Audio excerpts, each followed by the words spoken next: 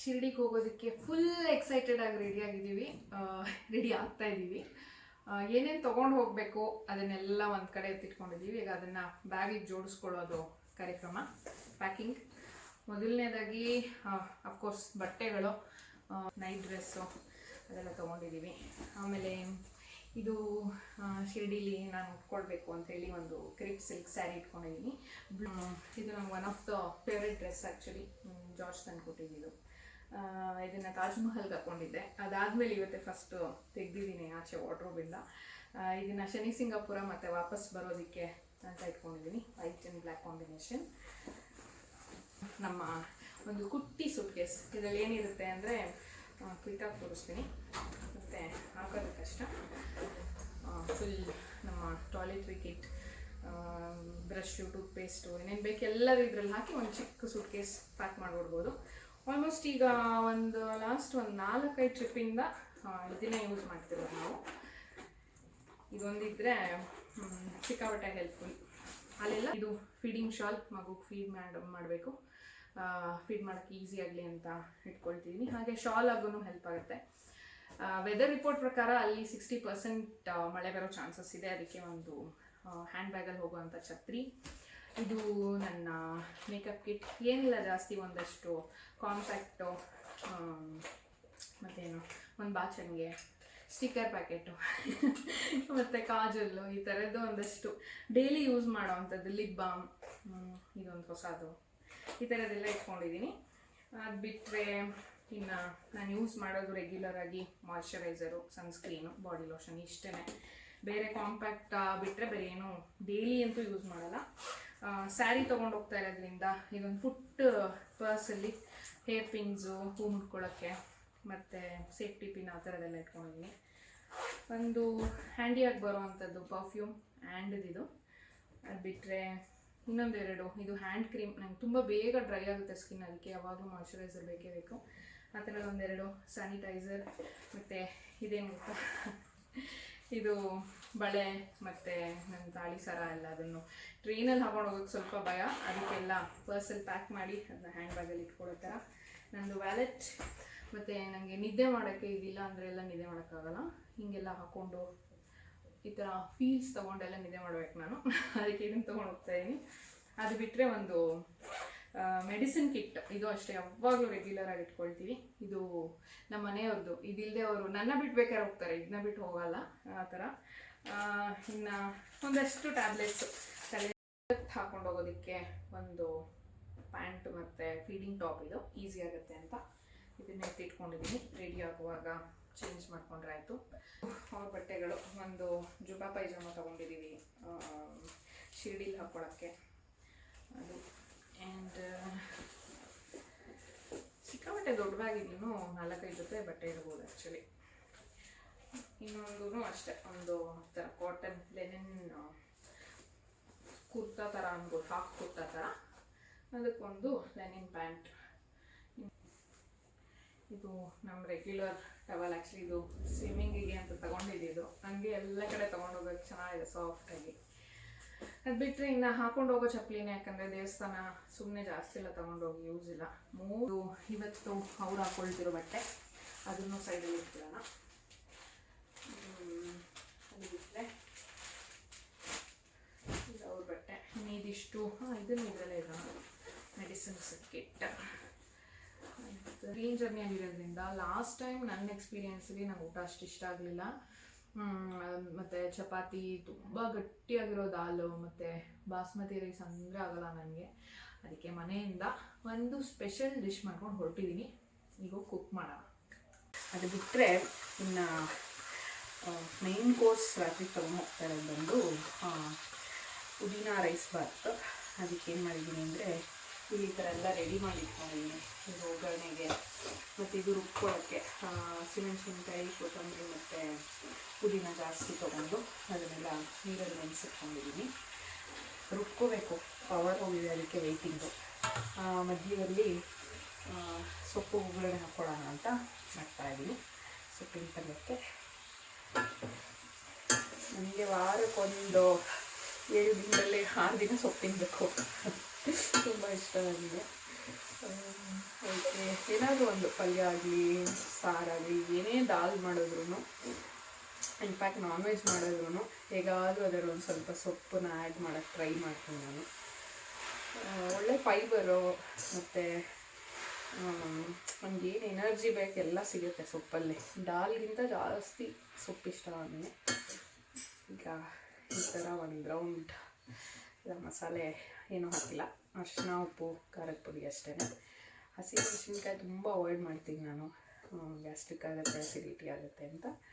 ಅದರಿಂದ ಖಾರದ ಪುಡಿ ಇಲ್ಲಾಂದರೆ ಪೆಪ್ಪರ್ ಜಾಸ್ತಿ ಇದೆಲ್ಲ ಹಾಕ್ಕೊಂಡು ಒಗ್ಗರಣೆ ಮಾಡ್ಕೊಳ್ಳೋದು. ಇದೇ ನೀರು ಬಿಟ್ಕೊಡುತ್ತೆ, ಅದನ್ನು ನೀರೇನು ಹಾಕಲ್ಲ ನಾನು ಇವಾಗ.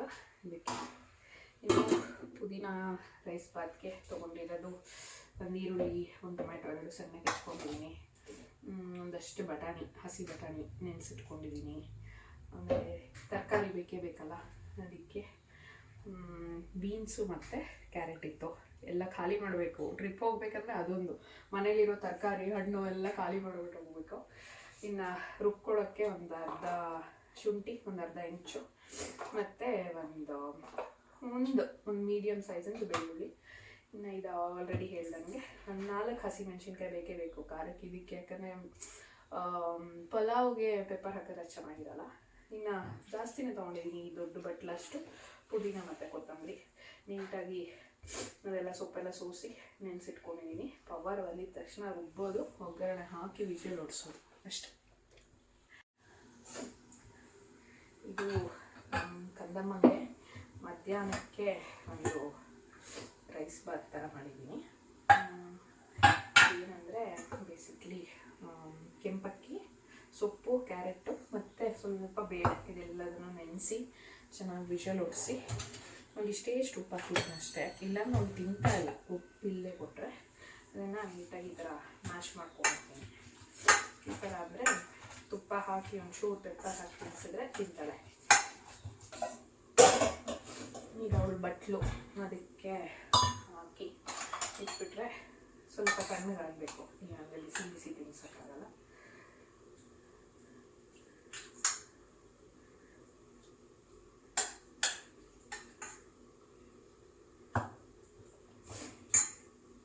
ಇದು ಮನೆಯಲ್ಲೇ ಮಾಡಿರೋದು ತುಪ್ಪ, ಬೆಣ್ಣೆ ತರಿಸಿ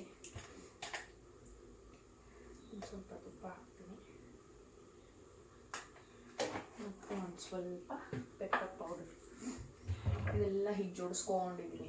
ಎಲ್ಲ ಹೆಸರುಗಳು ಬಂದಿಟ್ಬಿಟ್ಟಿರ್ತೀನಿ. ಈ ಥರ ಯಾರೇ ಬಂದರೂ ನಾನು ಇರಲಿ ಇಲ್ಲದೆ ಇರಲಿ ಅಡುಗೆ ಮಾಡ್ಕೊಂಡು ತಿನ್ನೋ ಥರ ಇರಬೇಕು ಅಂತ ನನ್ನ ಕಾನ್ಸೆಪ್ಟ್. ಒಂಚೂರೇ ಸುಮ್ಮನೆ ಮುಂಚೆಗೆ ಅವ್ರಿಗೆ ಖಾರ ಉಪ್ಪು ಎಲ್ಲ ಟೇಸ್ಟ್ ಸಿಗುತ್ತೆ. ಇವಾಗ 1 ವರ್ಷ ಆಗ್ತಾ ಬಂತಲ್ಲ, ಅದಕ್ಕೆ ಇದನ್ನು ಚೆನ್ನಾಗಿ ಕಲಿಸ್ಬಿಡ್ತೀನಿ. ಸ್ವಲ್ಪ ಬಿಸಿ ಇದೆ, ಅದರಿಂದ ತಿನ್ನೋ ಅಷ್ಟರಲ್ಲಿ ಸರಿ ಹೋಗುತ್ತೆ. ಪವರ್ ಬಂದಿದೆ, ಕ್ವಿಕ್ಕಾಗಿ ಖಾರ ಉಪ್ಪು ಮಾಡೋಣ.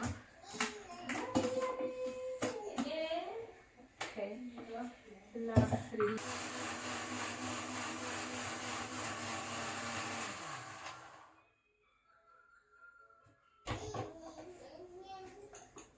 ಈ ರೀತಿ ನುಣ್ಣಗೆ ಚಟ್ನಿ ಥರ ಮಾಡ್ತೀನಿ. ತುಂಬ ನೀರಾಗಿಲ್ಲ. ಗ್ಯಾಪಲ್ಲಿ ನಮಗೆ ರೈಸ್ ಕೂಡ ಮಾಡ್ಕೊಂಡಾಯಿತು.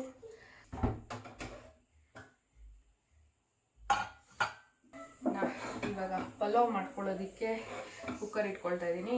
ಈ ಕಡೆ ಅನ್ನ ಇಟ್ಟಿದ್ದೀನಿ, ಅದು ಜಿಂಜರ್ಗೆ. ಅವನಿಗೆ ಸೂಪೆಲ್ಲ ರೆಡಿ ಇದೆ. ಸೊಪ್ಪಿನ ಪಲ್ಯ ರೆಡಿ ಆಯಿತು. ಜೊತೆಲಿ ಹಾಗೆ ಹಾಲು ಕಾಯಿಸ್ಕೊಂಡೆ. ಹೋಗೋಕ್ಕೆ ಮುಂಚೆ ಕಾಫಿ ಏನಾದರೂ ಬೇಕು ಅಂದರೆ ಆಗುತ್ತೆ. ಅದನ್ನು ಸೈಡಲ್ಲಿ ಎತ್ತಿಟ್ಕೊಂಡ್ರಲ್ಲ, ಇಲ್ಲಿ ಫ್ರೀಯಾಗಿ ಸ್ವಲ್ಪ ಅಂತ. ಮೊದಲನೇದಾಗಿ ಸ್ವಲ್ಪ ಎಣ್ಣೆ ಹಾಕ್ಕೊಳ್ತೀನಿ, 4 ಸ್ಪೂನಷ್ಟು. ಯಾಕಂದರೆ 1.5 ಕಪ್ಪಷ್ಟು ರೈಸ್ ಹಾಕ್ತೀನಿ ನಾನು. 3 ಜನಕ್ಕೆ ಹಾಕಬೇಕು. ಜಾರ್ಜ್ಗೆ, ನನಗೆ ಮತ್ತು ನಮ್ಮ ಕಮಲಾ, ನಮ್ಮ ಮಗು ನೋಡ್ಕೊಳ್ತಾರೆ ಅವ್ರಿಗೆ.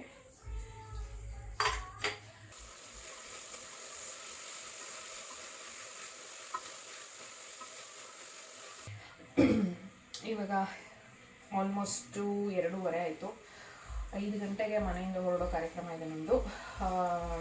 ಇನ್ನೂ ಅಡುಗೆ ಬ್ಯಾಲೆನ್ಸ್ ಇದೆ. ಸ್ನಾನಗಳು ಮಾಡಬೇಕು, ಮನೇಲಿ ಪೂಜೆ ಮಾಡಬೇಕು ಹೊರಡೋಕ್ಕೆ ಮುಂಚೆ. ಎಲ್ಲಕ್ಕಿಂತ ಮುಖ್ಯವಾಗಿ ಗಿಡಗಳಿಗೆ ನೀರು ಹಾಕಬೇಕು. ಒಂದು 200 ಗಿಡ ಇದೆ, ಅದೆಲ್ಲದಕ್ಕೂ ನೀರು ಹಾಕಬೇಕು. ಸೊ ಈಗ ಇಲ್ಲಿ ವಿಷಲ್ ಇಟ್ಟು fire in the mountain run run run ಅಂತ ಓಡ್ತೀನಿ ನಾನು ಇದನ್ನೆಲ್ಲ ಮುಗಿಸೋದಕ್ಕೆ. ಒಂದು ಹಾಲಿಡೇಗೆ ಹೋಗಬೇಕು ಅಂದರೆ ಇವಾಗ ನಾವಿರೋ ಅರೇಂಜ್ಮೆಂಟಲ್ಲಿ 2 ದಿನ ಬೇಕು ಪ್ರಿಪೇರ್ ಆಗೋಕ್ಕೆ. ಯಾಕಂದರೆ ಜಿಂಜರ್ನ ನೋಡ್ಕೊಳ್ಳೋದಕ್ಕೆ ಲಕ್ಕೀಲಿ ನಮ್ಮ ಮನೆ ಪಕ್ಕನೇ ಫಾತಿಮಾ ಅಂತ ಒಬ್ಬರಿದ್ದಾರೆ. ಮೊದಲು ಅವರೇ ನಮಗೆ ಮನೆಗೆಲ್ಲ ಕೆಲಸಕ್ಕೆ ಹೆಲ್ಪ್ ಮಾಡ್ತಿದ್ರು. ಈಗ ಇವ್ರು ಬಂದಿರೋದ್ರಿಂದ ಇದಿದ್ದು ಬೇಡ ಅಂತ ಹೇಳಿದ್ವಿ. ಬಟ್ ಅವರು ತುಂಬ ಜಿಂಜರ್ನ ಪ್ರೀತಿಸ್ತಾರೆ. ನಾವೆಲ್ಲರೂ ಹೋದರೆ ಅವರೇ ನೋಡ್ಕೊಳ್ಳೋದು. ಬಟ್ ಸ್ಟಿಲ್ ನಮ್ಗೆ ಹಾಗೆ ಹೋಗೋಕ್ಕೆ ಇಷ್ಟ ಆಗಲ್ಲ. ಸೊ ಅದಕ್ಕೆ ಅವನಿಗೆ ಒಂದು ಹೊತ್ತಿಂದ ಅಟ್ಲೀಸ್ಟ್ ಅಡುಗೆ ಮಾಡಿ ಇಟ್ಬಿಟ್ಟಿರ್ತೀನಿ.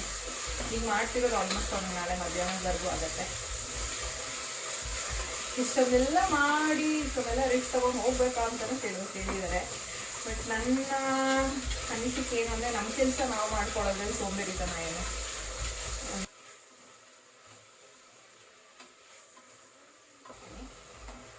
ಅದು ನಮ್ಗೆ ಎಷ್ಟು ಬೇಕೋ ಅಷ್ಟು ಮಸಾಲೆಗೆ ಸಾಫ್ಟ್ ಆದರೆ ಸಾಕು.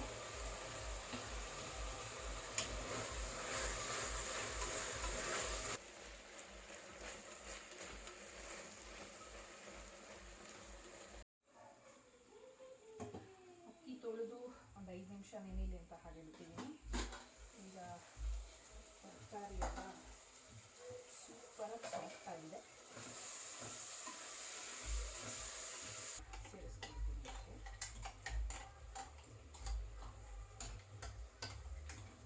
ಜಿಂಜರ್ದು ರೈಸ್ ಆಯಿತು.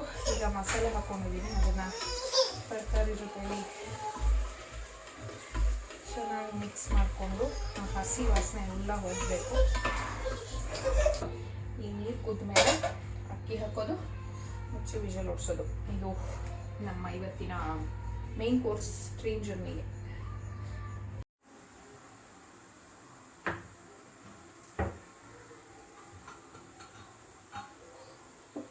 ಫುಲ್ ಇಳಿದಿದೆ ನೋಡೋಣ ಹೇಗಾಗಿದೆ. ಸೂಪರಾಗಿದೆ. ಮಿಕ್ಸ್ ಮಾಡೋಣ. ಫಸ್ಟು ಮಿಕ್ಸ್ ಮಾಡೋಕ್ಕೆ ಒಂದು ಸ್ಪೂನ್ ಥರ ತಗೊಳ್ತೀನಿ. ಉದ್ರಾಗಿ ಚೆನ್ನಾಗಿದೆ. ಇದು ಊಟ ತರಿಸಿರ್ತೀವಲ್ಲ ಆಚೆಯಿಂದ, ಅದೇ ಪ್ಯಾಕಿಂಗ್ ಡಬ್ಬಕ್ಕೆ ಹಾಕೊಳ್ತಾ ಇದ್ದೀನಿ ನಾನು. ಸೊ ದಟ್ ಮತ್ತೆ ತೊಳೆಯೋದು ತರೋದೆಲ್ಲ ಏನಿಲ್ಲ ಮಾಡಿ. ನಾನಿಲ್ಲಿ ಊಟ ಪ್ಯಾಕ್ ಮಾಡ್ಕೋತಾ ಇರಬೇಕಾದ್ರೆ ಜಾರ್ಜ್ ಪಾಪ ಎಲ್ಲ ಗಿಡಕ್ಕೂ ನೀರು ಹಾಕೊಂಡು ಬರ್ತಾ ಇದ್ದಾರೆ. ಬೇಸಿಕ್ಲಿ ಇದು ಟೀಮ್ ವರ್ಕ್, ಒಬ್ಬರೇ ಮಾಡೋಕ್ಕಾಗಲ್ಲ, ಎಲ್ಲರೂ ಸೇರಿ ಮಾಡಬೇಕು.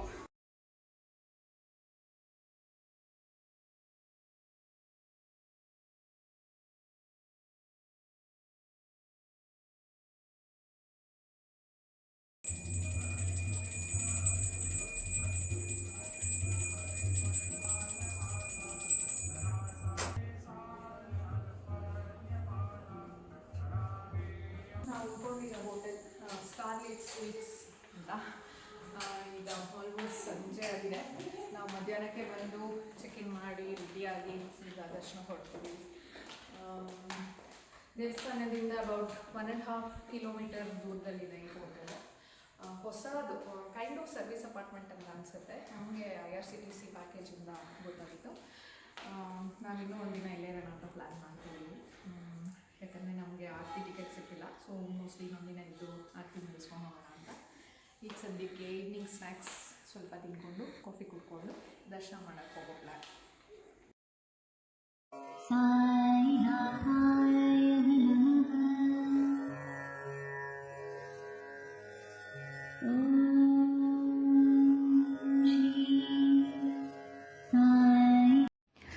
ಇನ್ನು 2ನೇ ದಿನ ಬೆಳಗ್ಗೆ ಎದ್ದು ರೆಡಿಯಾಗಿ ನಾವಿದ್ದ ಹೋಟ್ಲಲ್ಲೇ ತಿಂಡಿ ಮುಗಿಸ್ಕೊಂಡ್ವಿ. ತಿಂಡಿ ಎಲ್ಲ ತುಂಬ ಚೆನ್ನಾಗಿತ್ತು. ಅಲ್ಲಿಂದ ಮತ್ತೆ ಎಲ್ಲರೂ ಕಾರಲ್ಲಿ ಹೊರಟ್ವಿ. ನೇರವಾಗಿ ಶನಿ ಸಿಂಗಾಪುರಕ್ಕೆ ಹೋಗೋಣ ಅಂತ. ಬೆಳಗ್ಗೆ ಸುಮಾರು 9 ಗಂಟೆಗೆಲ್ಲ ಹೊರಟಿದ್ವಿ. ಇದು ಶನಿ ಸಿಂಗಾಪುರ ದೇವಸ್ಥಾನ. ಈ ಕಡೆ ಎಡಗಡೆಯಿಂದ ಎಂಟ್ರ್ ಆದರೆ ಬಲಗಡೆಗೆ ದೇವಸ್ಥಾನ ಇದೆ. ಸೊ ಈ ರೋಡ್ ಕೆಳಗಡೆ ಅಂಡರ್ಗ್ರೌಂಡಲ್ಲಿ ಪಾತ್ವೆ ಮಾಡಿದ್ದಾರೆ, ಒಂಥರ ಅಂಡರ್ ಬ್ರಿಡ್ಜ್ ಥರ. ಸೊ ಇದು ಮೇನ್ ಎಂಟ್ರೆನ್ಸ್. ಇಲ್ಲಿ ಬಂದು ಇಲ್ಲಿ ಇದು ಮುಖ್ಯ ದ್ವಾರ. ದೇವಸ್ಥಾನ ಎಂಟ್ರಾಗೋ ಜಾಗ. ಇಲ್ಲೆಲ್ಲ ಇಲ್ಲೇ ದೇವರಿಗೆ ಅಭಿಷೇಕಕ್ಕೆ ಎಣ್ಣೆ ಮತ್ತು ಚೀಟಿ ಎರಡೂ ತೊಗೊಳ್ಬೇಕು. ಕೌಂಟ್ರ್ ಇದೆ, ತೊಗೊಂಡು ಒಳಗಡೆ ಹೊರಟ್ವಿ. ಮಧ್ಯಾಹ್ನ 12:15 ಇಲ್ಲಿ ಮಹಾಮಂಗಳಾರತಿ ಆಗುತ್ತೆ. ನಾವು ಅದಕ್ಕೆ ಮುಂಚೆನೇ ಬಂದು ದೇವಸ್ಥಾನ ತಲುಪಿದ್ದೀವಿ.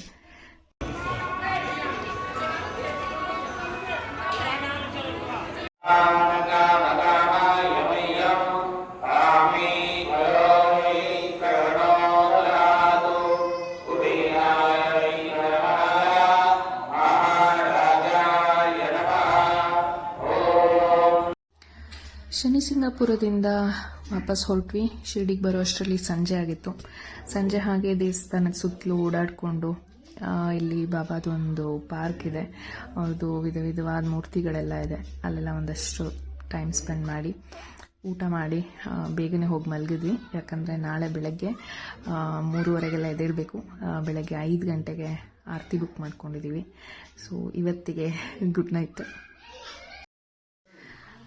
ಆಗಲೇ ಹೇಳಿದಾಗೆ ಬೆಳಗ್ಗೆನೇ ಆರತಿ ಇತ್ತು, ಅದನ್ನು ಮುಗಿಸ್ಕೊಂಡು ನೇರವಾಗಿ ಬಂದಿರೋದು ಶಿರ್ಡಿ ಏರ್ಪೋರ್ಟ್ಗೆ. ಟ್ರೈನಲ್ಲಿ ವಾಪಸ್ ಹೋಗಲಿಲ್ಲ ನಾವು.